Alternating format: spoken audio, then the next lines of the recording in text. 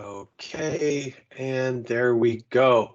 All right, so once again, thank you for joining us tonight.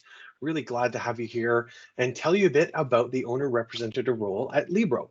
My name is Steve Hickson, and I'm the governance specialist, and I live in London, Ontario. That's where I am right now.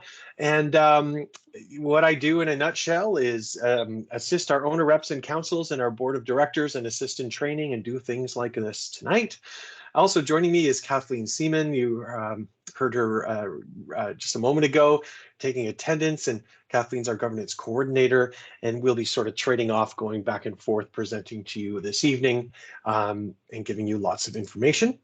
And at the end of the night, we are expecting Alison Bork, one of our owner representatives, the council chair at Waterloo Region. She'll be joining us to tell us a bit about her experience being an owner representative and answering any questions that you have. And like I just said, this session is being recorded and it will be made available on libro.ca once we get it edited and uploaded and all that stuff. So feel free to ask questions at any time. Probably the best way to do it is either when I say, does anyone have any questions, or using the raise hand feature in Teams. And if you're not sure where that is, it's under the sort of the reactions button. And that's where you will see that you have a hand raised, and we'll do our best to get to your question. And also, you could put your question in the chat, although we may not see it right away. So just remember that. But feel free to use the chat, make comments, funny emojis, GIFs, whatever you'd like. There's Kathleen is just using the chat right now. So feel free to use it at any point during the session. Okay, so let's dive right in. Oh, actually, that reminds me, please stay muted. Because you could probably hear there's some background noise here. And since there's so many of us on the call, if you're not muted, sometimes even the smallest bit of background noise can be distracting. And if you forget to mute, don't worry, Kathleen and I will take care of it, like I just did a moment ago. Anyway, back to the presentation. So Libro has a lot of strong roots to get to where we are today. Okay, originally we are made up of 43 different credit unions who serve a really wide range of different membership bases that all have combined over time. Okay, 111,000 owners, 36 locations, over 75 combined years. 6 regions in southwestern Ontario, and our longest route goes back to 1943 to the Woodsley Credit Union. So a long and prosperous and amazing journey to get to where we are today. Now, you may have heard before in some of our promotions or talking with our coaches about Be Libro. So what does that mean? So our Be Libro statement, this why, how, what, this was designed and formed in the first 90 days of Libro Credit Union's formation back in 2014. What we did is we asked every staff member and every owner representative for input on what do you think Libro is? What does it mean to you? And what's important and unique about Libro? So based on all that feedback, we wrote a statement that describes the essence of who we are and captured the essence of that feedback. So our purpose, why? Why are we here? To grow prosperity in Southwestern Ontario by transforming banking. How? How are we going to work together? We're going to be epic. We're going to be passionately accountable, bold explorers, and we're going to be mutually inclusive. And what is the outcome for our owners? Well, the outcome is we will inspire financial happiness, and we as staff will be joyful in our work. It's emotional, and it uses simple language, and it looks nothing like a bank's vision and mission and values. And that is fantastic about our Be Libro statement. So Libro, let's face it, we're small in the financial services landscape, and that's fine, but we've grown a lot in the last decade, and we plan to grow even more. So as we grow, knowing that even though the number of stakeholders involved with Libro increases, and knowing that it's going to be harder to know everyone, we want to retain sort of the best cultural aspect of being small. And that is knowing that we're all on one team. And also, as we all have increasingly specialized roles and also diverse backgrounds and expertise, we're still all working towards one purpose. And most importantly, we're always focused on the people, the businesses, and the organizations that own Libro, our owners, one owner at a time. So just a little about us. We are, as hopefully you are aware, a financial cooperative, and we have 36 locations across southwestern Ontario with over 111,000 owners and over 700 employees. Now, this is something that some of our owners may not be aware of. We are B Corp certified. So to maintain our B Corp certification, to maintain a B Corp certification, to be certified, companies are required to complete an updated and verified B Impact assessment, which demonstrates that that company continues to meet high performance standards that are required for the certification. And the B Impact assessment evaluates how the company's operations and business model impacts the workers, the community, the environment, and the customers, or in our case, our owners. So from the supply chain and input materials to charitable giving and employee benefits, it proves a business is meeting the highest standards of verified performance. It's the only certification that measures a company's entire social and environmental performance. So we're very, very proud of being a B Corp, and we intend on holding on to that certification. Also, we have a purpose-based business model to grow prosperity in Southwestern Ontario. That's why we're here. It's not to make money. It's to grow prosperity in Southwestern Ontario. And of course, making money is part of that, but it's not the be all and end all of why we're here. Okay, so let's take a bit more of a closer look at that. So our prosperity purpose can be seen in action through what we call the virtuous circle, which is what you see on your screen. So at the top, it all starts with our owners. You choose Libro.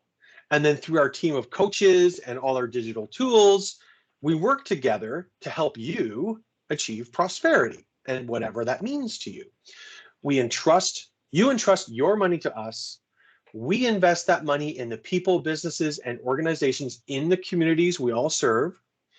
We create stronger communities by focusing our, oh, that's weird.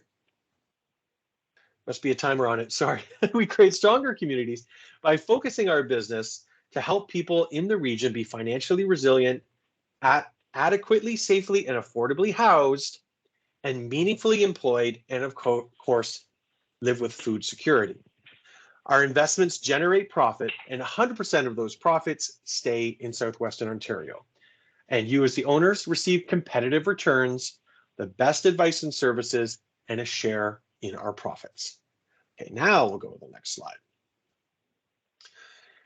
So looking at our strategic framework, we have 4 main goals that we try to balance. And when we balance these goals, it ensures success for everyone. So our engagement, behaving in a way that supports an entrepreneurial culture, enables operational excellence. Okay, we talked about one team. Okay, that operational excellence generates financial performance. So driving profit for a purpose, leveraging the full extent of our resources for good. That financial performance funds our value proposition. We're committed to being different, where prosperity originates, advice, experience, community, having a positive impact. And that reinforces our engagement. So it's a strategic framework that works kind of in a circle. And our value proposition ties back to that virtuous circle. We use our owner resources to build financial resilience and confidence. And from there, we have competitive products, services, and convenience, and knowing that access still matters. Okay, access to our coaches, access to that great service and advice. So what you see on the screen here, employment, financial resilience, housing, local food accessibility, these are our 4 pillars, and they're integrated into how we operate, from the products and services we offer to how we coach our owners, how we operate and invest, or how we form partnerships and support our communities. So employment is about increasing productive employment and decent work for everyone. Financial resilience involves improving the capacity of people and businesses, their skills, confidence, stability, prosperity, however they define it. Housing means access to all for adequate housing. And that includes everything from helping thousands of people buy and ultimately own their home to investing in affordable housing and supporting transitional housing for marginalized groups. And also local food accessibility, which is improving the systems to increase access to local food. This is as relevant to our largest agricultural producers as it is to the members of our communities who live in, believe it or not, relative food deserts right here in one of the richest agriculture belts in the world. So with our resources, Libro can make daily impact, one owner at a time, on all these pillars. And we know we can make positive systemic impact over time as well by collaborating and using our expertise, our passion, and our whole operation. Before I move on, does anyone have any questions about that massive amount of information I just dumped on you? You could either just speak or put it in the chat or use the raise hand.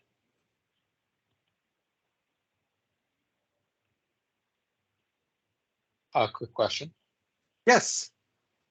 So you're kind of looking at a company that essentially like focuses on the consumer side, the consumer well-being, but also the community impact and the employee well-being all at the same time. These are all, I don't want to say non-conflicting priorities, but these are all priorities of the business. Yes, correct. Ultimately, our goal is to grow prosperity in Southwestern Ontario. So everything we do leads and ties into that ultimate goal. Does that answer your? I think that was that you, Mohammed, who asked that question? Yeah, that was me who asked. Yeah. Does that answer your question? Yes. Okay, great. Anyone else? Dave, in the chat, Christopher has asked, where does the environment fit here? Where does the environment fit in? Well, the environment isn't specifically part of our 4 pillars, which you see on the screen here. But you know, Libro takes taking care of our environment very seriously, and actually part of our B Corp certification, that all feeds into that B Corp certification as well. And Libro has every intention to do everything we can to contribute to fighting the harmful effects of climate change.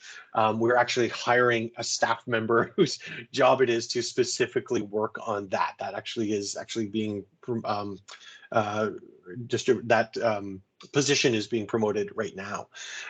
So it is a very important part of what we do. Just because you don't see it listed in specifically in these 4 pillars, it doesn't mean it's something we don't care about. We do care deeply about that.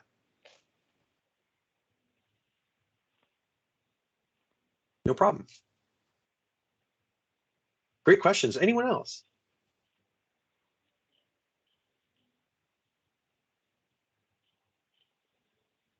Does Dirk's cat have a question? I don't think so. Okay.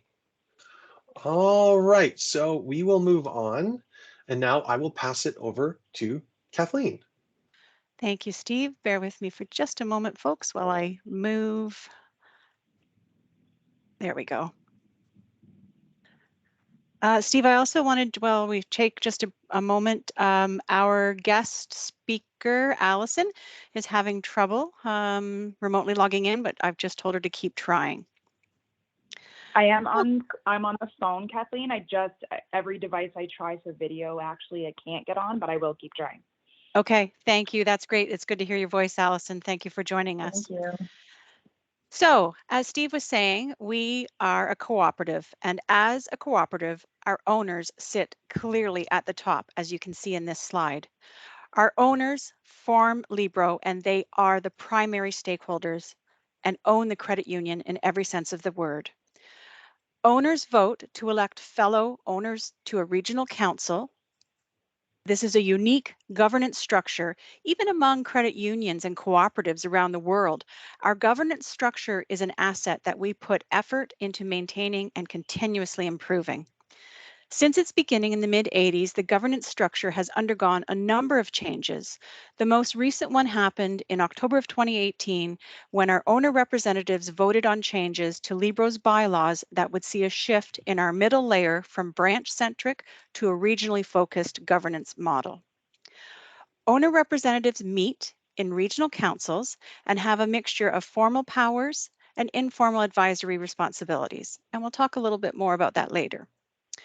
The owners in each governance region elect by ballot or by acclamation a number of owner representatives, that number varying from region to region, all whom serve on the Regional Council of Owner Representatives.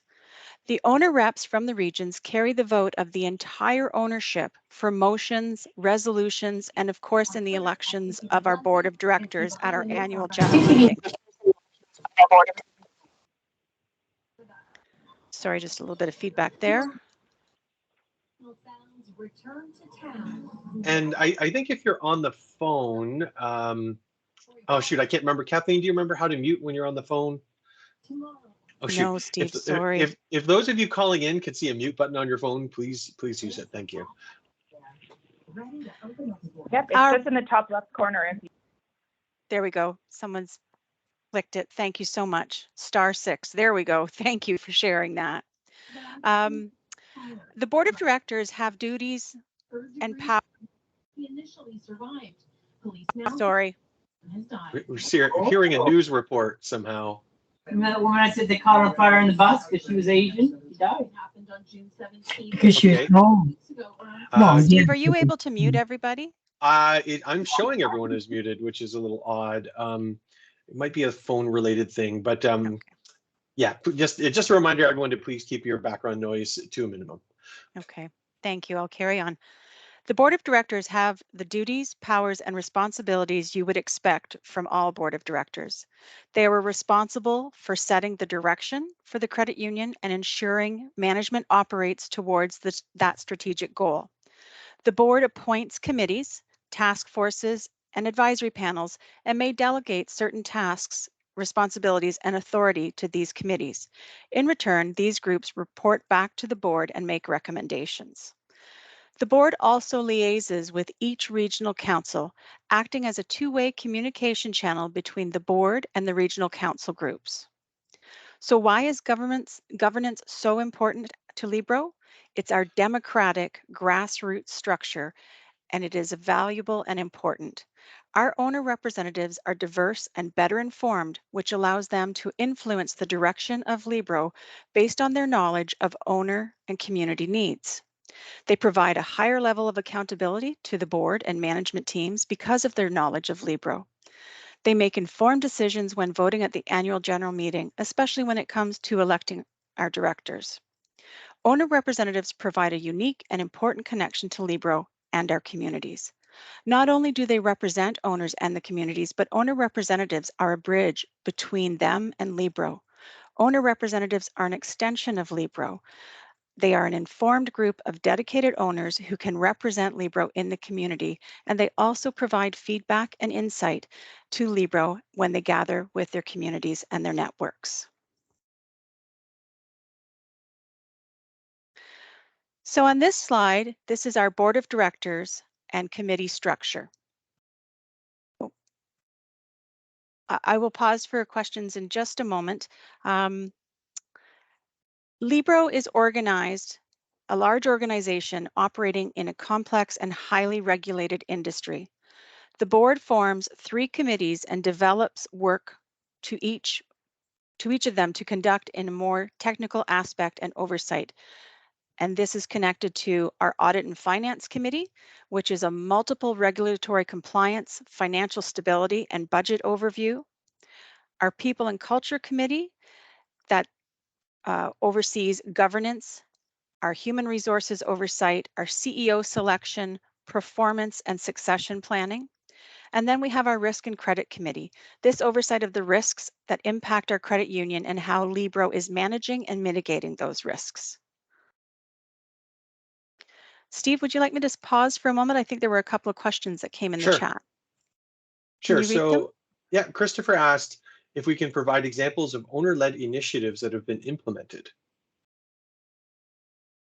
I can think of one off the top of my head, Christopher. When I was in the branch, I think it was for a children's summer campaign.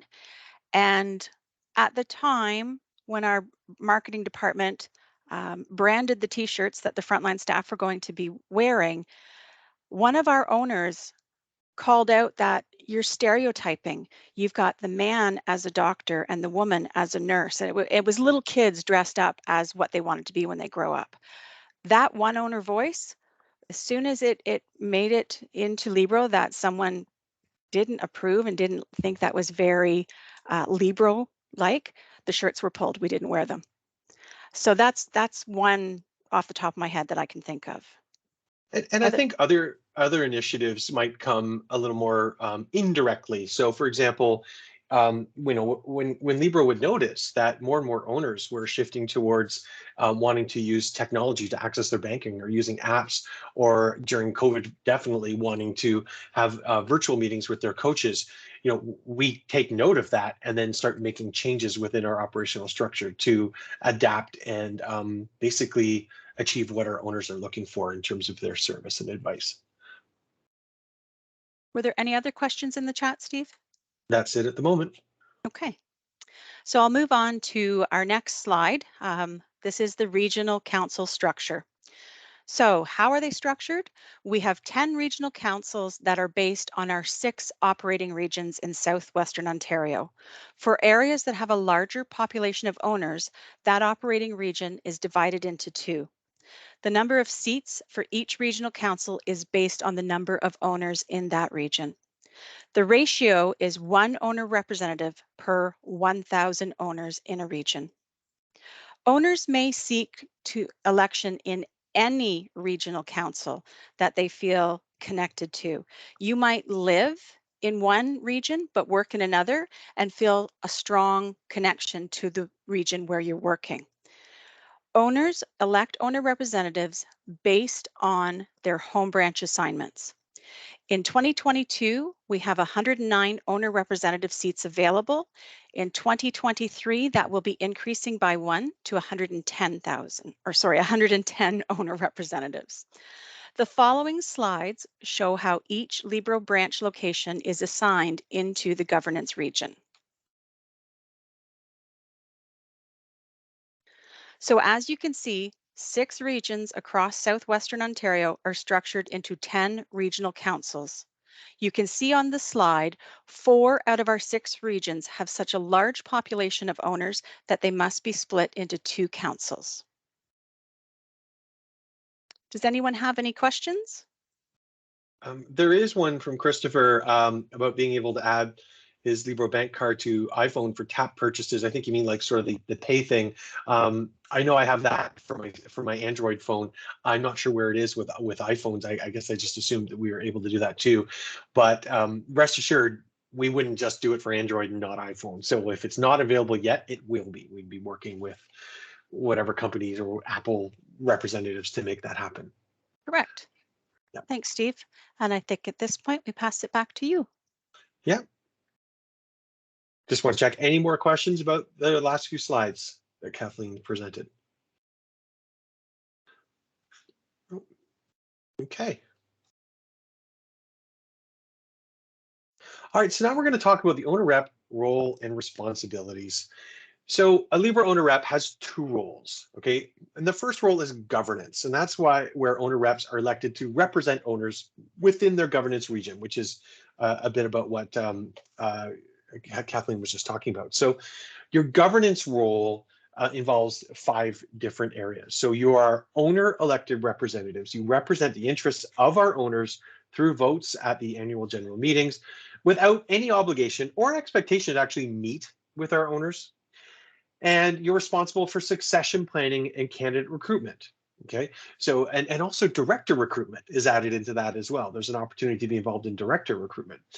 Our business model, owner reps need to understand the cooperative business model and enterprise risk management framework under which we operate. Also, you are advisors on key strategic topics. You provide opinions, suggestions, and advice to the board on the governance direction and policies of Libro. And you act as effective governors by conducting regular assessments of the regional council that you sit on and how effective you are. The second part of the owner representative role is purpose and community, where you're providing information and guidance on the needs of owners in the community. So to break that down a bit, you are purpose ambassadors. You're educated and informed on our purpose business model to share the Libro difference with people in your community. You act as advisors on community needs and trends. We need you to help Libro understand what's going on and what activities are happening in your local communities, and find out where Libro can increase our impact, and also be really informed on the whole scope of programs that Libro uses to impact its communities. Okay. Again, with governance as well, you're advisors on key strategic topics, and at a set cycle, owner reps offer advice on Libro's corporate pillars and on the owner rep purpose and community advisory role, just to make sure there's harmony between the role and Libro's corporate goals. You are community connectors. You engage with communities through volunteer and other networking or event opportunities, and you act as advocates and ambassadors through Libro. And also community champions. We have grant champions for, on each council, and they're responsible for reviewing and approving annual grant applications that are aligned with Libro's corporate pillars. And there is a vetting process for people who wish to be owner reps. It is quite simple. You could see it here. Obviously, be an owner of Libro and have personal membership shares. You have to be at least 18, Canadian citizen, an owner in good standing, a significant share of wallet, and using our products and services. Obviously, you can't be a staff member or a director, and you can't be involved in any legal proceedings against us either. So pretty straightforward vetting process for our owner reps. But there's also some core attributes of an owner rep. So like basically, what kind of person are we looking for to fill that dual role of an owner rep, the dual role of governance and purpose and community? So these are some of those core attributes. You can see from this list that the word passion comes up twice, okay? Once with regards to passionately supporting the credit union, and again, passionately execute their role, okay? And passion is the key here. As a Libro owner rep, you're going to be out in the community acting as an ambassador for the credit union. If you're not passionate about who we are and what we do, then the people you're speaking to about Libro, they won't become passionate about Libro either, and about who we are and what we do. Also note that owner reps need to be well informed on local and regional trends, opportunities, and issues. Libro staff can't be everywhere at once, okay? As hard as we try, it's just not possible. So that's where our owner reps come in. They let us know what the needs are in their local communities and suggest opportunities to Libro to help their communities prosper. So we're looking for people to serve on regional councils who may have things like knowledge, whether it be living or lived experience with diversity, equity, and inclusion matters, a commitment as a change agent in diversity, equity, inclusion matters at Libro and in the community, experience working in teams, community groups, boards, organizations, and of course, experience it with diversity, equity, inclusion working groups, and a commitment to continuous learning and mutual inclusivity. Okay. So Steve? training into, oh, yes. I was just going to say, we have a question in the chat. Can I interrupt? Yeah, yes. So Stefan would like to understand the definition or ratio of share of wallet and what that means. Sure. Share of wallet basically means you have money with Libro. You have a checking account, you have a savings account, you have a mortgage. So if we were vetting an owner rep and they had $50 in their Libro account and that's it, well, the chances are most of their money is elsewhere. We would wonder about their commitment or passion for Libro. Now, usually we would have a conversation with that person, because sometimes it could mean, well, my next paycheck is coming in, or I'm currently in the process of transferring money from a different financial institution. But basically, it's kind of like, have a personal investment in Libro. And I'm using investment. It's not usually, it means investment can be a financial term, and we're a financial institution, but you know what I mean? You are invested in the success of Libro by having your money deposited with Libro and using our services. Does that answer your question, Stefan? Yeah, great. Thumbs up. Yeah, I wondered about that term the first time I heard it as well, and it reminds me I should probably explain it next time I talk about it. Because I'm a number-driven person, I was just wondering: is it 100K? Is it 1 million? Is it 10 million? Oh, no. It's a reasonable amount of money. I mean, we don't have a minimum. Yeah. Thank you. Okay. Yeah, no problem. I think Mo had a question as well. Steve, Mohammed? I was just gonna follow on the question. I'm like, is being a student going to be like a barrier for it? Because Not at all. Not at all. We have many student owner representatives across Southwestern Ontario. And of course, we understand that our younger owners are still starting up and may not have a mortgage, or may not have, share purchases and that kind of thing. But again, if there's a student and they only have a little bit of money with Libro and most of their money is somewhere else, then again, we look for that passion, that interest in actually using Libro services. So it's not as if you have to have a minimum amount. You have to have a decent amount, and there's not a specific. And if we have any concerns about the share of wallet, we would talk to the owner about it. We have another question, Steve. Are you okay to keep answering? Yeah. And Marcel? Yeah, it's me, Marcel. So it needs to be citizen or permanent resident? Yes, Canadian citizen, yes. Yeah, and that was, let me see, go back a couple slides. Yeah, Canadian citizen or have permanent residency in Canada. Okay. Okay. Great questions. Anyone else? And don't forget to put your hand down again by clicking the raise hand. It just toggles it on and off. Otherwise, I'll ask Mohammed and Marcial if they have another question. David, who decides who will be an owner representative? The owners, all of you are owners right now. So the regional councils, they look and recruit owners to serve on their councils. And there's only a certain number of vacancies on the council each year. And if there are more nominations than vacancies, it goes to a vote, and that vote is done online. In the last couple of years, we've only had votes in Waterloo region, but the owners decide. Yeah. So who makes the nominations? You could nominate yourself. Right. So All you need to do. Yeah. We'll talk about, actually, Kathleen will talk about that in a little bit at the end of this presentation about that process. Okay, Yvonne.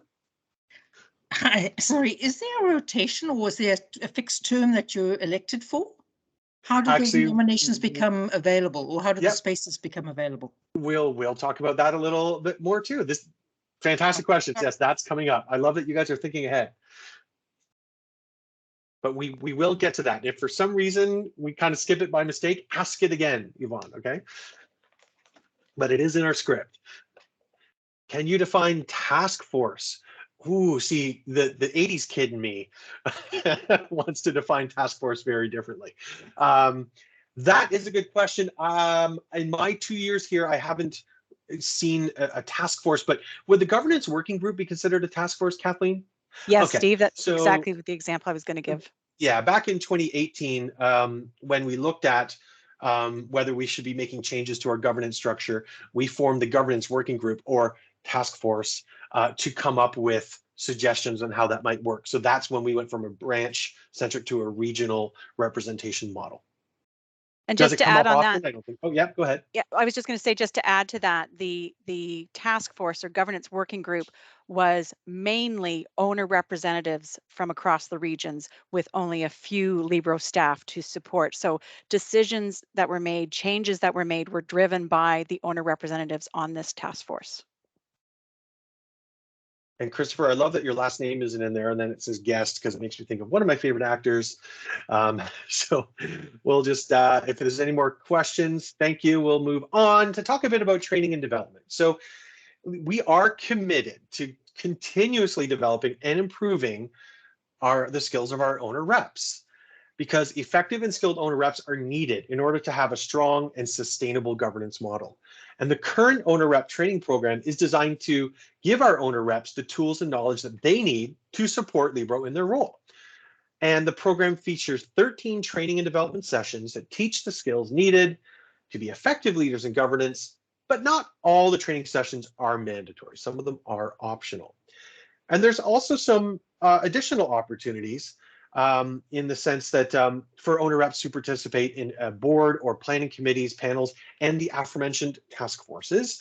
And these opportunities can provide further personal and professional development, and involves owner reps at a deeper level in the organization. There's one owner rep in particular I'm thinking of who sat on a board committee for director recruitment. Okay, and that owner rep said to us, after serving on that particular committee, it gave her the confidence and the knowledge to join a board of directors of a local charity.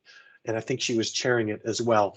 So I thought that was a great success story, that basically what she learned from Libro, she brought out to her community. And that's exactly what we want our owner reps to be able to do, to help grow prosperity in many different ways, however you define prosperity. There's many ways to define it. So some of our commitment and expectations. Here we go. This should answer Yvonne's questions. The service term, though, is dependent on what terms are available once council members are acclaimed or elected. Okay, so if let's say 4 new council members join, we might have 2 3-year terms, a 2-year term, and a 1-year term, and then we do a random draw to determine who is assigned those terms. And then you can actually serve, I think it's 5 consecutive terms in a row. Yeah. So you could be with us for a very long time. And we have some very long-serving owner reps involved with us to this day. Your expectation is to attend and actively participate in all the regional council meetings, the annual general meeting, and the fall forum. The dates are set a year in advance, so there's never a surprise as to when the meeting's taking place. You're also given a meeting package to read before the actual council meeting, and you're expected to read through it and understand it so that when the meeting happens, you can participate, you can ask questions, you can provide comments, okay? And the mandatory training has to be completed within the first term of an owner rep. And also community events, as much as we want our owner reps to participate, it's not mandatory, but it's highly encouraged. Marcel, you have a question? Yes. We need a specific certificate, like do a specific course before becoming an owner rep? No. No. The only qualifications are those vetting qualifications that we looked for earlier, but also are the candidate recruitment committees, who are a sort of a subcommittee of each council. They try to look for owners with certain specific skills, because we want the councils to have a wide range of backgrounds and skills, so that all that information can sort of be combined together to be able to provide great advice and support to the board and to management in whatever decisions or advisory capacities that may come up. So, but that being said, if you want to nominate yourself for a position with Libro, it's not like you have to have a certain certification or certain educational level. You just have to pass that minimum vetting. Kathleen. Just going to add to that, Marcel, the training that we're talking about is training that we provide to the owner representatives. Steve and I, we have training modules that we will present. Some of them are online that are pre-recorded. Some of them will be interactive in person, or during COVID, we've been doing them through MS Teams. So any of that training that Steve was mentioning, we will provide that for you over the first 3 years of your term. Okay, I also see a question from Mohammed. Yeah, my HR hat got immediately put on when you said expectations. And to that effect, my question is, how are owner representatives' performance managed? How are our owner representatives' performance managed? That's a great question. In a way, the councils manage the performance themselves. They rate, the councils rate themselves as a council. We provide a survey at the end of the year. So they're not rating each other individually, but they're rating themselves as an entire council. Okay. And aside from that, if the chair of the committee or we as staff noticed some issues with an owner reps, let's say how they participate or how they interact with other council members during a meeting, we would talk to them and try to help them get through that. And sometimes people don't understand, you know, maybe the effect or the way that they're communicating may have a negative effect. We would help with that. And also we have lots of training workshops on that as well. So it's not like, you know, it's like school where we ask you to write a test and you get, you know, an A or a B or a C plus or whatever. It's not like that at all. So yeah, does that answer your question? I was just going to add to it, Steve. Oh, yeah. We as staff members have to sign a code of conduct every year. We also have that for our board of directors, and we also have that for our owner representatives. And it is stated in the code of conduct, the expectations. So you have 5 regional council meetings per year. You're expected to be at the 5, and unless there's circumstances and you send your regrets ahead of time. But if there's an owner rep that is showing up to 1 meeting, 1 out of 5, there needs to be a conversation, and that usually would start with the council chair, you know, reaching out to, hey, Joe, you haven't been around, is everything okay? You know, so we would coach towards them to their performance. And there's been other situations where they've been an owner rep for a long time, but all of a sudden they've got a new business, they've got a new house, and their life has become so busy, but they're afraid to say no and step down. So if the council chair reaches out to them and says, you know, you've been absent for a while, do you need to take a break? It might be that conversation where they say, yes, I've just felt horrible. I didn't want to say it, but I just don't have the time right now to make the commitment. We appreciate that. We want people that are going to be at the table and be engaged. And I see, Stefan, you have a question as well. Yeah, just quickly, because exactly from the time commitment, if I would know that I can't do it, say, for the next year, is this application process running annually, or would I have now the chance to apply to say, as of 24, I could be in there, so don't count on me for 23? Absolutely. Our regional councils keep what's called an evergreen list. So if you're not available for 2023, but you want your name on that evergreen list, with your permission, we will keep it there, and we put a notation beside it, contact for 2024. And then if I may just ask you the second question, because I've been here once on a in the industry council. Is it possible to join maybe one of the council meetings as a guest to get an impression how this is really running? Because you have great explanations, but sometimes seeing it in live or at least virtual would be another good learning. No? Great point. So this past, we just finished our June council meetings, and we did them as a hybrid style. Many of them were in person.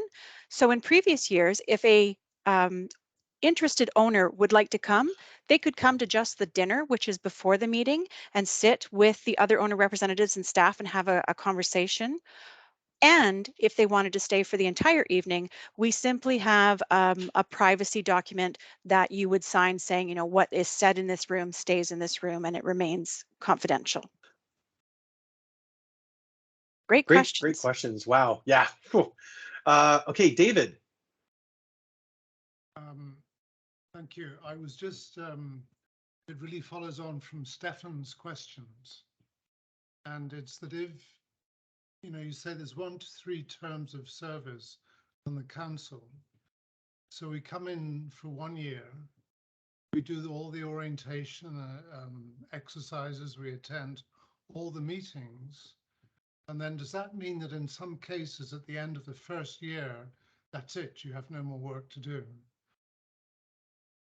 So basically, it will be difficult to actually achieve all the training workshops in 1 year because some of them are only offered, you know, every 2 years. But what we would look for is take as many of the available training as possible. Then at the end of that term, so if you were, you know, given a 1-year term, at the end of that term, you can choose to seek re-election. And we'll talk about that a bit more as well. But the advanced nomination period is September 1st to October 31st. Okay, so you could submit your nomination form again in this case it would be September 2023, and then at that point the council would either have an election by ballot or acclamation. Okay, so if you want to stay on, you're enjoying, you want to keep going, you would just submit a nomination again, and then, you know, hopefully the next year you wouldn't be given a 1-year term again because we stagger them. It's very rare. I haven't seen any situation where an owner rep has been given a 1-year term 2 years in a row. Usually it's 2 or 3 year terms mostly that are given out. So it's not that you're just done, but if you have been assigned a 1-year term, then you do have to go through the process of the nomination process again. Good, thank you. Okay. And Sandra.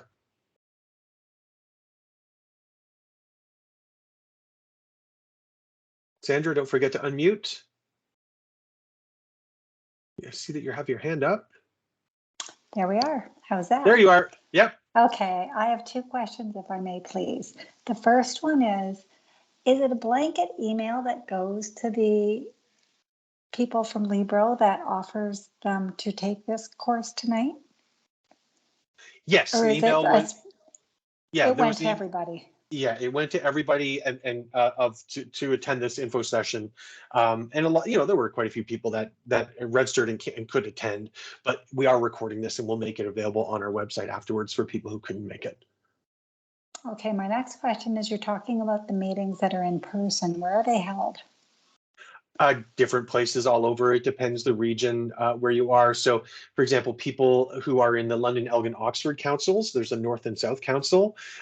They usually meet at our office at 217 York in London. In some cases, they meet at Libro branches. In some cases, we rent spaces at community centers. It just depends on the number of people that plan on attending in person and finding a venue that is big enough to accommodate everyone, but also can accommodate a hybrid meeting format so that there's like internet access in a screen or a TV so that people from home can also attend and participate. So we wouldn't have to go like to Toronto or Windsor, anywhere like that necessarily. No. It would be local. No. The furthest, well, depends where you live, but I mean, the only events that take place at a specific city each year is the AGM and the Fall Forum, and they take place in London. Oh, okay. Okay. Perfect. Thank you. Great, no problem. And Marcel. So other question is about the Libro has some like position or for who has the disability, like a specific position or just accommodation? You know what I mean? Sorry, a position for the, how can I say? Are you talking about having specific disabilities, making accommodations for that? Yes, our human resources team does work with individuals and make accommodations. So if someone was deaf, there would be a TTY system set up for them to work as they're communicating. If they are sight impaired, same thing. Our HR team will work with those individuals. Great question. Christopher will come up to remuneration in a little bit. And okay, and I think Sandra, either you didn't put your hand up or hand down, or you have another question. Just want to confirm. No, okay. And Marcel, yeah, okay. All right. And you know what else I'm wondering, Kathleen? I wonder if we might kind of jump ahead and chat with Allison, assuming that you're with us, Allison. Are you still here, Allison? Okay, maybe we'll keep going and hopefully Allison will rejoin in a little bit. Oh, Sandra, did you have another question? I do. Yes. If we were to do this and we found it overwhelming, are we able to step down? Yes, it happens. Okay. It happens. Yep. Yeah. Perfect. Thank you. Yeah. Yeah. And sometimes we have people who resign and they say, look, I thought I could do it, but I just don't have the time right now. But can you please keep me on the evergreen list and call me back in 2024? Right. And you know, there's lots of, Kathleen mentioned that a little while ago. It could be, you know, you're starting a new business, your business gets really a lot busier, your family gets bigger, you know, there could be a number of reasons. So yeah. Okay. Wow, fantastic questions. All right, let's move on and talk about some of the opportunities that owner reps have in their roles. So obviously to participate in branch or regional events, and that would be usually local things or mostly local. To serve as community champions in the region. And that's a pretty popular thing to do because you get to look at all these applications from amazing local charities and decide with a group of other owner reps which ones should receive money from Libro to fund their initiatives. Panels, oh, there's the task force. There's that again. And working groups and committees. I mentioned earlier, Director Recruitment Subcommittee. That's a very popular one. That is similar to the Council's Candidate Recruitment Committee. And that's where a group of owner reps and directors work together to try to recruit directors. Okay. Also, our Fall Forum Planning Committee and our Government Advocacy Committee. Kathleen.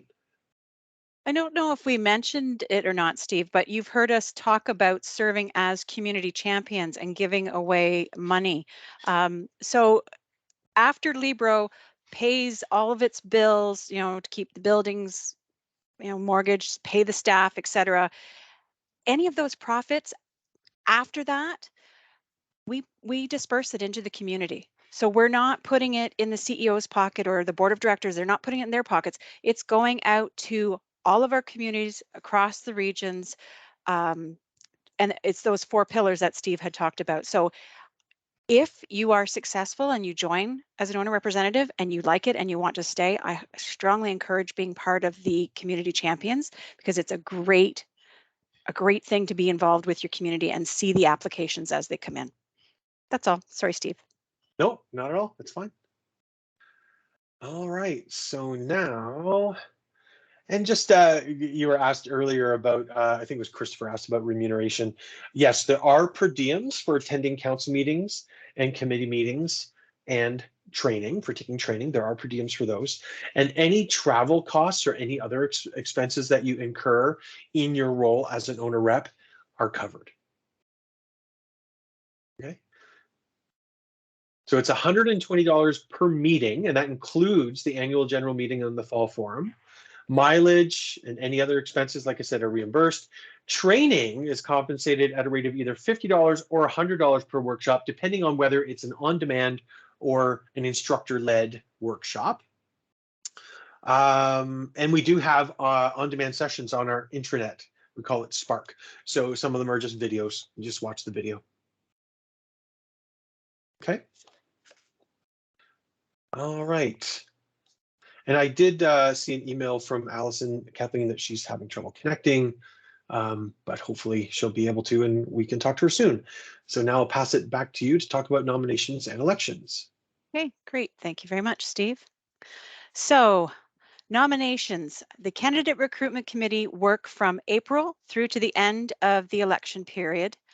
Nomination forms must be submitted between September 1st and October 31st. No exceptions. If you send it to us on August 20th, we're going to send it back and say you have to wait until September 1st.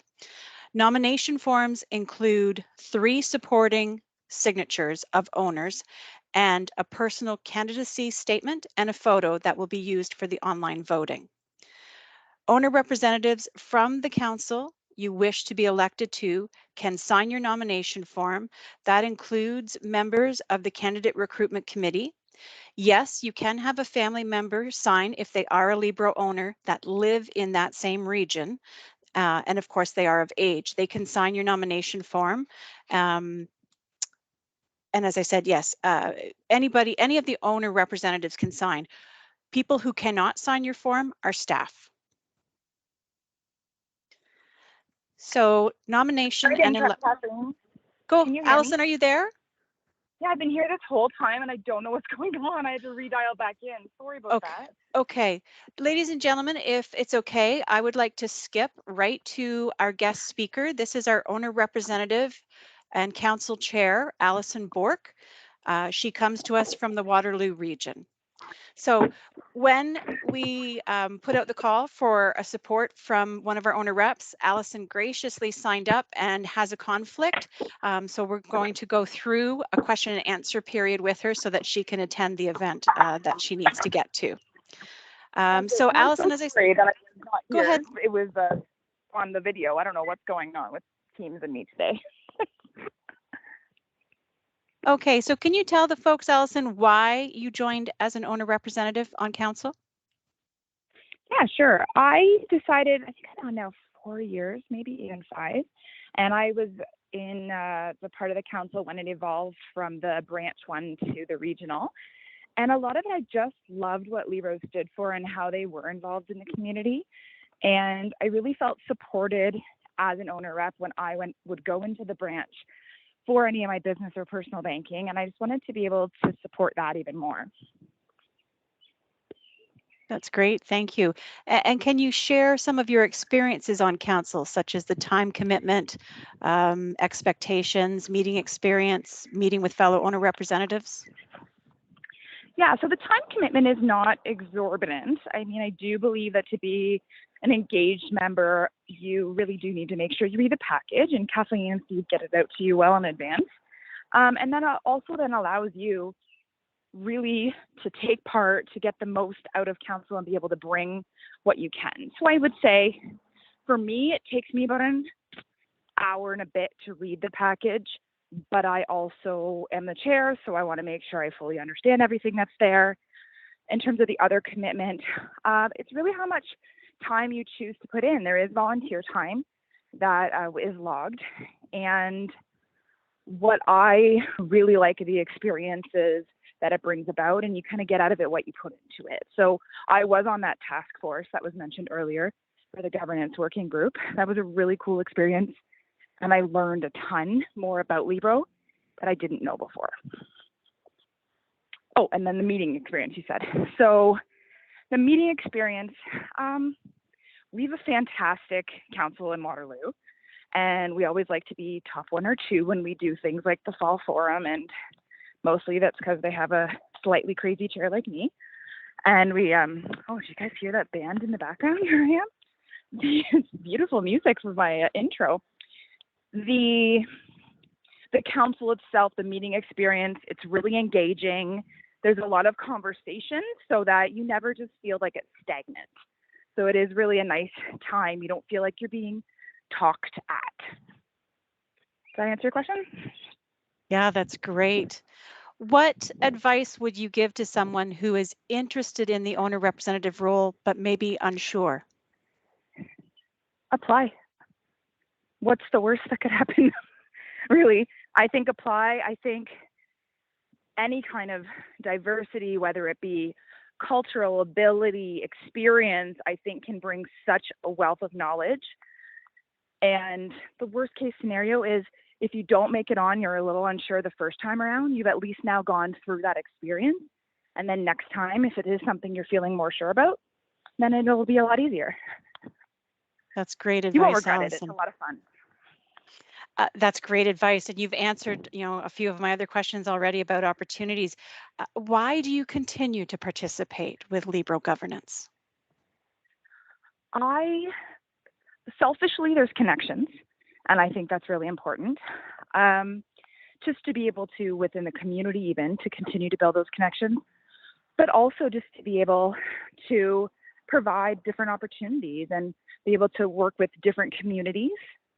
I love our grant programs that we do. I think it's just so rewarding to be able to see how we as a credit union can really affect different communities and provide different opportunities. So for me, that's still really important. That's fantastic. I don't want to keep you. I know that you're heading out. Oh, I get a question here, Allison. You're talking about networking opportunities. So can you give an example? For sure. So the council in and of itself, you know, depending on the size of your council in your region, you're going to have various opportunities with the people within your council. And I believe in that kind of mantra of, you know, you surround yourself with people who you want to be able to learn from and take experiences from. So within our network, there might be people there that might help you. For example, I own Oxford Learning. It's a tutoring company, and I fully believe that everybody either has kids or knows somebody who has kids. So that for me is a great opportunity. There's the AGM and the Fall Forum. And even when we have been virtual, you know, the team at Libro made a point to have that networking time still that you could still have even though we were virtual. That's great. Do you have any other words or suggestions that you'd like to share before you leave for your event? I mean, I think it's already great that everybody even showed up today and that you're a part of Libro.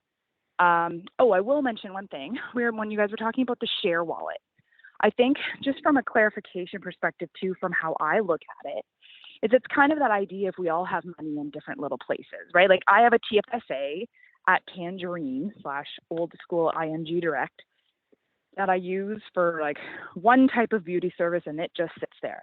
But all of my other money is at Libro. So, and I think it's that idea that if you just have it, what Steve is saying is if you just had a bank account with just $50 in it, just to show you're a member of Libro, that's where they're looking at that share wallet. It doesn't matter if that $50 goes to 50 and then goes down and then goes up again to 2,000. It's being used. That's what's being looked at. It's not so much that you only have $50.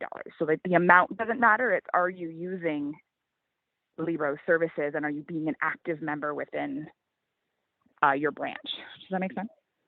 That's a great point. Yep. Explained it much better than I did, Allison. Thank you. That's okay. I was thinking, I'm like, oh, I think this might be easier.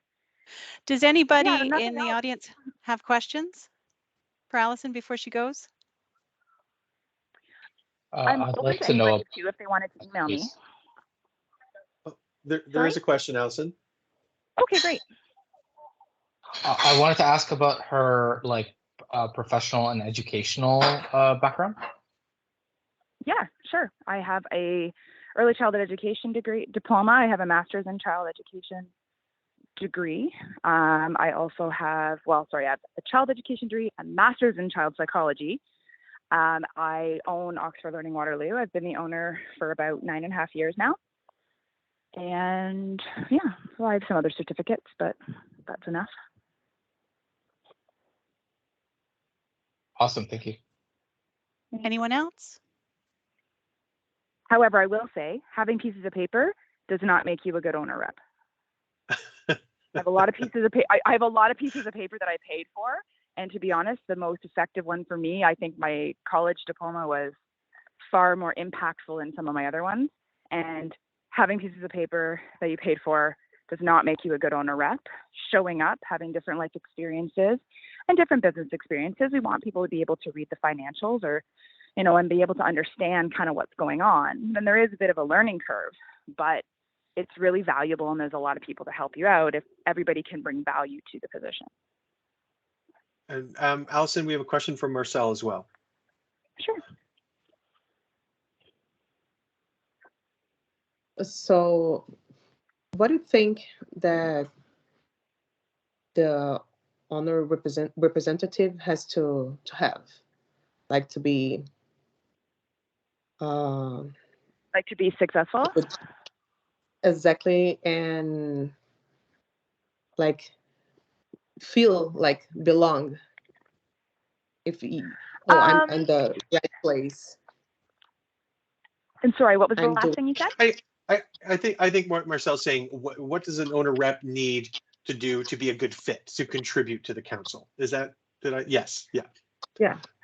Yeah, so I think to be engaged, to come prepared and to be engaged is your top two things. Like, we have some people who've been on Waterloo Council who maybe didn't have some of the same level of expertise as some of the rest of us did. And I'll be honest, at the time when I joined, I was still fresh in owning my business, and I was naive and didn't fully know how to be able to read and understand financial statements myself. And like, I'm in a different place now, and that comes with a learning curve. And I would never have, put my name in to be chair if I couldn't do that. But I do think that as long as you're engaged and you come prepared, honestly, everything else can fall into place. I can only speak from our Waterloo Council in the sense of being or feeling like you belong, is that we are a very engaging council. I'm sure the other ones are too. Obviously, I'm impartial to Waterloo. But yeah, I wouldn't stress too much about that. The fact, Marcel, that you're asking these questions, like, that's exactly what we look for in an owner rep. Ask questions, read the materials, and ask questions about them, even if you're asking questions for clarification, right? Or you're asking questions to really expand on something. That's what we want, because once our owner reps start to understand those things, the council can start to work more coherently and better execute their role. For sure. Marcel, do you have another question? Yeah, I think it's not a question. It's like, how can I explain? What I have to have in my resume, for example, to catch your attention. Catch the like, just my example. I worked as bank manager for 15 years in Brazil, so I have a lot of experience. Yeah, I understand your question. Go back to my field. I'm trying to go back to my field, but sometimes maybe my resume, I'm not explaining very well, So when I think I know what you're saying. I already read all the Liberal website. All when I see the positions, everything there, I can see myself there. But how can I catch your attention? So, and I think, Marcel, I just want to. It turned me so anxious. Oh my gosh, let's see. See it. That's so. Yeah, and I want to just make sure we're on the same page, Marcel, is that an owner representative is not a staff member of Libro. Okay, so if you're looking to be hired by Libro as a staff member, that's a completely different thing as an owner rep. And I just wanted to make that clear, because there has been misunderstanding about that before. Okay, but so an owner rep plays an important role, and there is remuneration, but they're not staff members. But you would bring that experience to the council if that's what you were looking for. And I think Allison would agree that kind of experience would be very valuable, especially when we are looking at financial statements and things like that, and asking questions about where we're going and our strategy. Yes, that's kind of what I was going to say, Steve. A lot of that too is, I think as an owner rep, you want to have passion for your community. You having an idea of finances is helpful, not mandatory, and having a little bit of knowledge about different industries and what's happening in your region. So if you're somebody who doesn't, take part in everything that's happening within your community, well, then it might not be the best fit for you, because we do want some people who are engaged or open to different experiences. But those are kind of those key areas. Or if you have any knowledge in the 4 pillars that were mentioned earlier, right? Those are people that we would be looking for. But also remember, we're voting members too, just like everybody else is, just like you guys are voting. My vote is no more important than anybody who's on this call. It just might be that if we're picking off of our evergreen list, that doesn't change it either. You guys are the ones that are applying. And if that's something that interests you, and then the community of Libra owners is who's voting. So it's really about, this is a community position, and that's really where maybe your focus might want to be if that's what you're interested in. Hope that helps. Thanks, Allison. I think we're good. Yeah. Any more questions for Allison? Thanks. Okay. Yeah, we're good, Allison. Thanks so much. Okay. Yes. I'm Thank you okay so much if for you your wanted time, to Allison. provide my email address. Guys, I'm okay if you wanted to provide my email address if people had questions. I'm okay with that, but just as an FYI. Okay, that's Okay. great. If anybody does, we will share that with them. Thank you so much. Okay. Thank you. Have a Sorry the wonderful tech didn't work evening. for me. Thank you. You too. Bye-bye. Bye. Hey, Kathleen, do you want to head back one slide then? Yes, thank you folks for letting us do that. Greatly appreciated. So I was talking about nominations and elections. I spoke to that. Let me find the slide we were on. Steve, am I looking at the landscape, nomination and elections? Yep, slide 26. Okay, perfect. Thank you. So our owner representative candidates may use their own personal social media accounts to campaign, but they cannot campaign in any of our branches or on Libro property. Elections are carried out online using an external partner. The regional councils with elections by ballot will hold the elections electronically during the last 10 days of the month of November. Owner representatives will use their account number and postal code to access this site to cast the vote. They will see the candidate's photo and be able to read the personal candidacy statement. When I was working in the branches, I didn't know what the difference was between election by ballot or election by acclamation. So an election by ballot, as Steve said earlier, means that there are more candidates than there are seats or vacancies on the council. However, there are several councils that don't have a full roster right now. So example, one council has 6 members and 5 vacancies.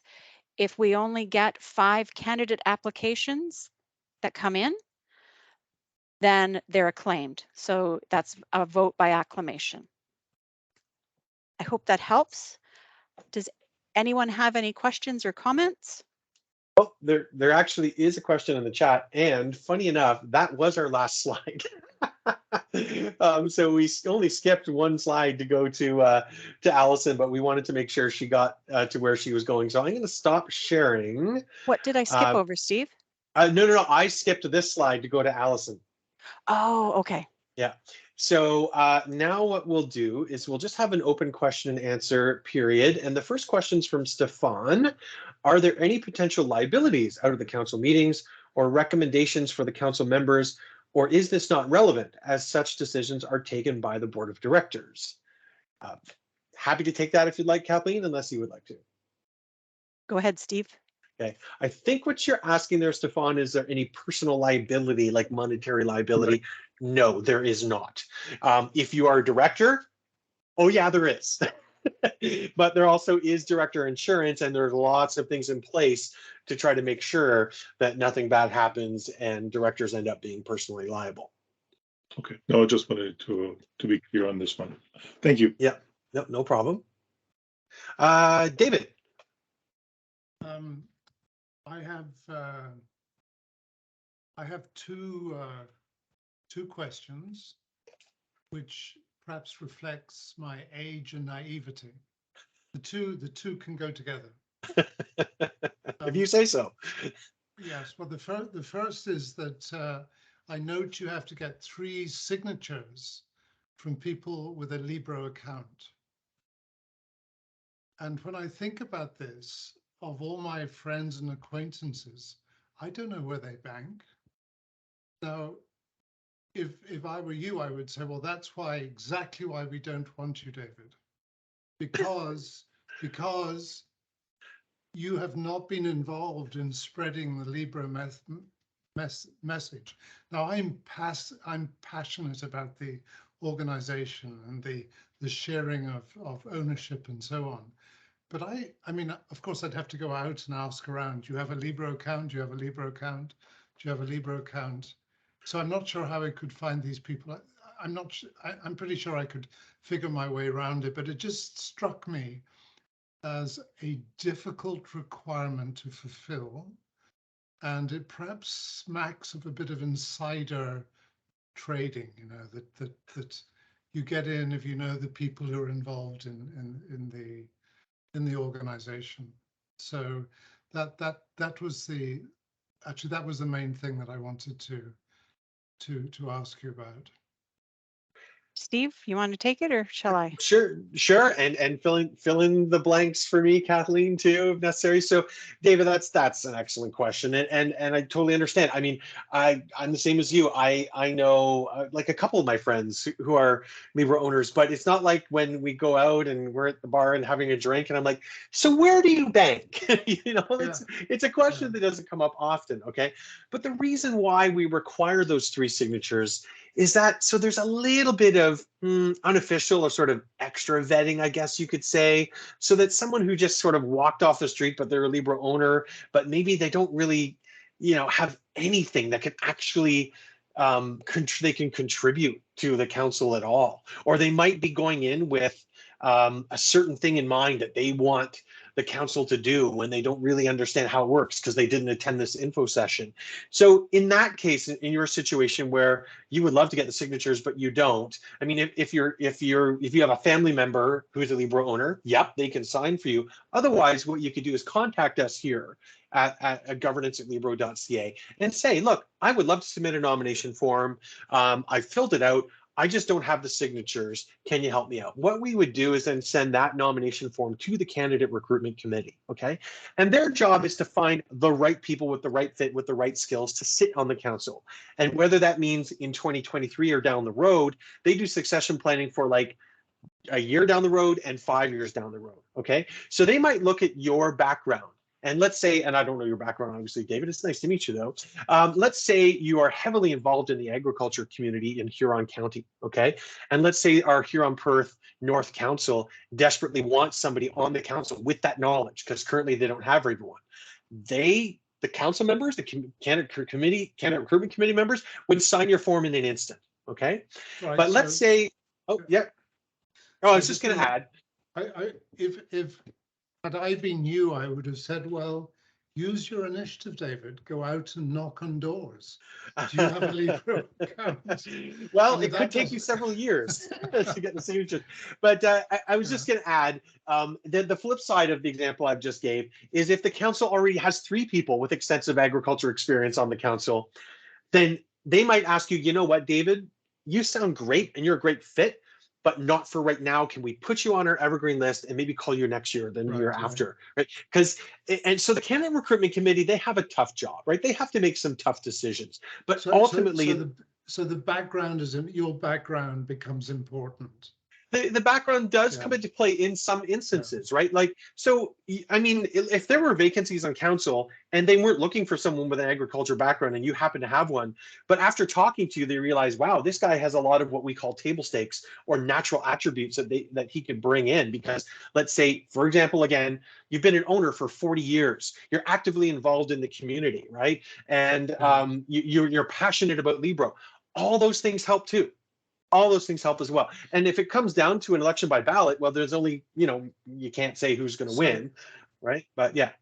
So sorry, I don't want to monopolize this, but the second question, which also reflects my age and also the work that I do, is that I've been very careful not to be exposed on social media because there are aspects of my work where that has potential problems with the work I do. And so, you know, if I nominate myself and rely on social media support, I'm dead in the water. Yeah, and first of all, all of us are now intrigued about what you do for a living. But also, I mean, we say that you can use social media, but you know what? Again, how many people in your social media network are Libra owners, right? It's just, we're saying you can use it. It may not help. Probably won't help, but you can use it. We're just sort of giving you the ground rules in terms of getting involved in the nomination process. That's all. Thank you. Okay. And Steve, I Great. just wanted to add to that. Nick, thank you for patiently waiting. We see your hand up. Anyone from tonight's session, if you express interest for this year, once the vetting process is done, and that's between Steve and I looking at that, we submit your names to the candidate recruitment committees for the region that you've identified. The chair of that committee will reach out to you by phone initially to say, you know, would you like to have a conversation, get to know each other a little better, or sometimes, you know, go and meet for a coffee or go and have a pint and have a conversation. They will do this, you know, we call it a get to know you interview, but it's really just having a conversation back and forth. And during the pandemic years, our candidate recruitment committee chairs have done it by phone or by MS Teams. So there is that portion that will help you to get to know who the candidate recruitment committee chair is, and that chairperson can help you get the 3 signatures that you need. Okay. I hope I have the initiative to provide them by some other method.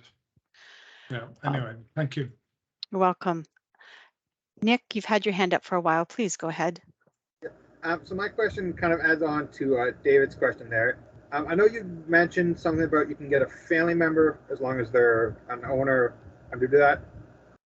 Can like all 3 signatures be family members as long as they meet the requirement to be the person to sign? Yes, as long as they're age of majority, and the most crucial part is that they bank in the same region that you're applying for. We've seen it where we've had the regions where it's like HP North and HP South. The candidate sends in their form and they're applying for HP North, and the 3 signatures are all from HP South. That can delay things. Steve, did you answer Josephine's question? I think so. Just typing here. So basically the question is, who votes when there's an election by ballot? All the owners in that particular region, except staff, vote. But you have to, so for example, I mentioned that there were online election by ballots in Waterloo region the last couple of years. So you have to be an owner whose home branch is in the Waterloo region in order to vote in that election, except staff do not vote. I'm going to contradict you on that one. I just put it in the chat. Staff are owners too. We can vote, Steve. Oh, my apologies. I thought I must be getting confused about something else. We can't sign, but we, as owners, we can vote. I think that's where I'm getting mixed up. Thank you. Thank you. And it looks like Stefan is typing in a question. And Sandra, does Sandra have her hand up? Oh, Sandra's up and Stefan's taking too long to type. Sandra goes first. Yes, I have a question. You keep saying your home branch. What do you consider the home branch? Because I started back in 1984 with one in Blenheim, which, oh my God, those people are just amazing. Nobody better. But I'm now in the Innerkip area, which is Woodstock. So what do you consider the home branch? Have you ever moved your account from Blenheim? No. Well, then that's your home branch. So your region for it's Blenheim and Sarnia, you are Lambton, Kent, Middlesex, West.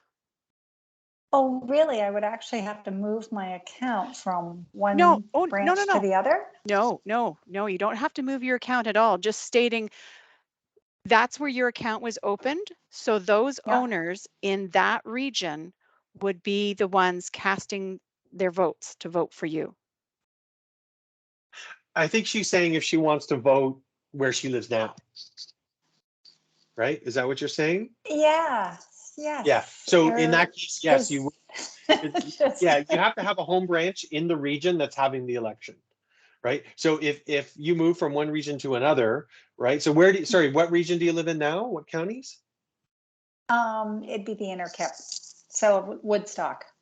Yeah. So if there was an election in London, Elgin, Oxford, which Innerkip is part of that, you would not be eligible to vote in that because your home branch. Am I wrong, Kathleen? But I would don't I think be I am. eligible, but would I be eligible to run in that one? Oh yeah. Yes. Oh yeah. Oh yeah. Absolutely. 100%. Yes. So as we stated Okay. earlier, you can run for any region, and there's 10 regional councils. You can run for any of those 10 councils. You just have to have My the signatures from my from home, which no, would be no, Blenheim. no. Oh, You have From to the have region you're running in. correct. Okay.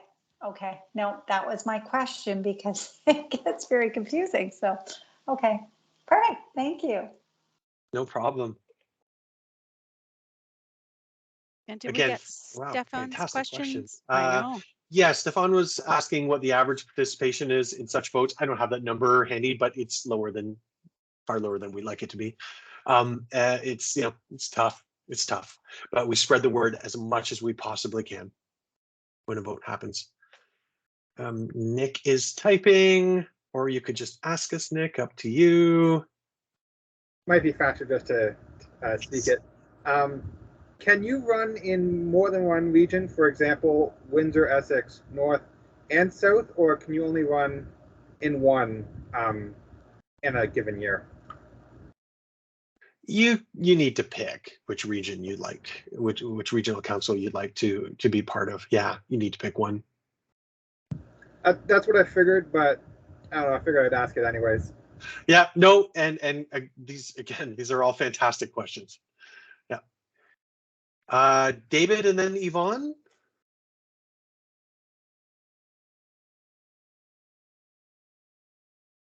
David, if you don't say something soon, we're going to switch to Yvonne. Sorry, there thanks. you are. I live in London North, and my partner lives in Woodstock, and she's a business person and completely engaged in stuff like this. So to me, I mean, I would prefer to represent the area where my account is held and where I live, but I could also choose to run for Woodstock. Is that correct? It just so happens that London, Elgin, and Oxford are all kind of put together anyway. Okay, sorry, no problem. That's okay. I'm off. There was a slide earlier that shows which branches are associated with which regions, but yeah, we have a London, Elgin, Oxford North, London, Elgin, Oxford South. Yeah. Right, and so you being in the north of town, North London, David, we have a London, Elgin, Oxford North, but Oxford or the Oxford region, the Woodstock branch is London, Elgin, Oxford South. Ah, okay. Right. I have to sit down with the map and figure that out. Yvonne, you're up. Yeah, sure. How many spaces are available in the different councils, and how many, like, is any particular, are they all, like you mentioned 11 spaces or something like that? Are they all the same size, or, and does some regions have more availability than others, or you know, like you mentioned there was one that wasn't, there were 5 places or something busy, but is there one where there's, you know, there's too many people for what they need? I can go off the top of my head if you want, Steve. Yes. I think there were 2 questions there. Is there a different number of seats per council, and what are some of the vacancies like, which I have on the screen if there's anything specific. Okay, so I can say off the top of my head, mature councils that are full, have a full, all seats are taken, and the incumbents whose terms are coming up at the end of this year have indicated they plan to run again. So that would be Waterloo, Windsor, Essex South, and London, Elgin, Oxford North. So 3 of the 10. The other 7 all have current vacancies. Oh, right. Yes. Sorry. Yes. So sorry, I was wondering where you're going with that, but yes. So currently there's 3 councils who have no vacancies currently, but going into 2023, all of them will have vacancies, and all of them have various numbers of seats. It depends on the number of owners in each region. Okay. So, for example, Windsor Essex North has 10 council seats next year. Lambton Kent Middlesex East has 11. London Elgin Oxford North has 17. Haldeman Norfolk has 6. Waterloo has 7, right? So it's all over the map. It just depends on the number of owners who live in that region, but all of them will have vacancies next year. Yes, but Right. but if they've also got incumbents as well. So Yes, but the incumbents don't get an automatic, no, get that's out true. of jail. They have to run as well. They Okay, don't and just what automatically get a just spot. as a matter of interest, what about St. Thomas? St. Thomas, Thomas that's is part of maybe Leo London, South. Elgin, Oxford South, and I can tell you that they are wanting. They're the one council that is struggling with a lot of vacancies right now, and gender parity is an issue. They are looking for more female owner representation. At one point, it was the other way around, but just over the last few years, it has flipped. So if you are interested, we could put you in contact with their candidate recruitment committee chairperson. I'd appreciate that. Thanks, Kathleen. You're welcome. Put my hand down. Okay. David, is that a legacy hand or another question?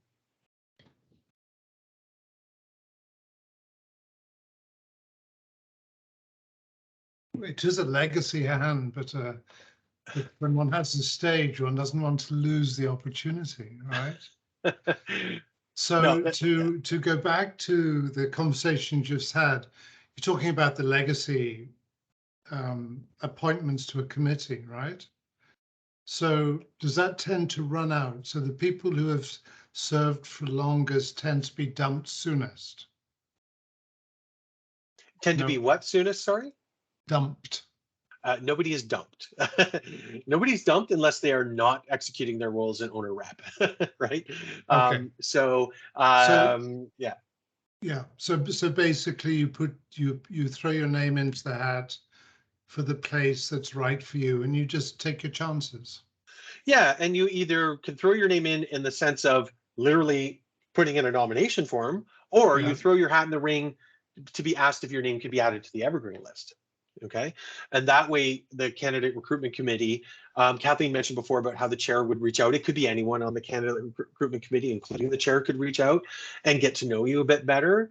And then what they do is they decide who should we try to actively recruit? Who are the people that we really want to be on this council for next year? David has all this fantastic agriculture background, passionate about the community. We really want him to submit a nomination form this year, right? So they will bug you until you do. They will give you the signatures you need, right? They will actively recruit you.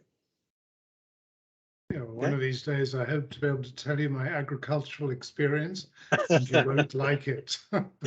Okay, well, we'll leave it at that. Okay, thanks a lot. We are running a little over time here, and I respect everyone probably have things they like to do, and there's so much good TV to watch. So I see there's a question from Josephine and then a question from Mohammed. I think at that point we'll cut it off, but we will sort of wrap it up and give you opportunities and information on how you can send us more questions. So Josephine's asking, how does Lambton Kent Middlesex look for vacancies and open spots? I can tell you for 2023, the East Council will have 6 vacancies, and the West Council will also have 6. And like we mentioned before, there will be incumbents who will be seeking re-election, but they have to seek re-election just like anyone else. Okay, so they're not treated any differently than any other candidate. So there will be vacancies, and the candidate recruitment committee will be looking for people to fill those vacancies. And Mohammed.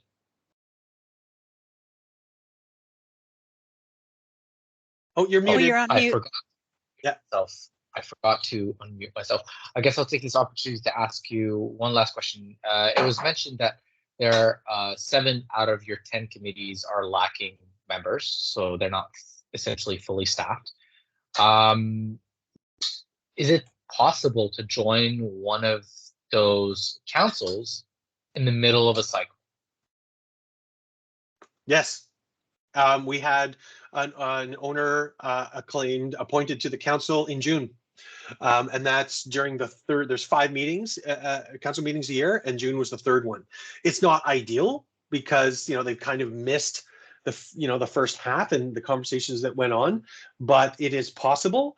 But anyone appointed throughout the year only has that 1-year term. So that person who was appointed in June if they want to come back for 2023, they need to submit a nomination form during the advanced nomination period.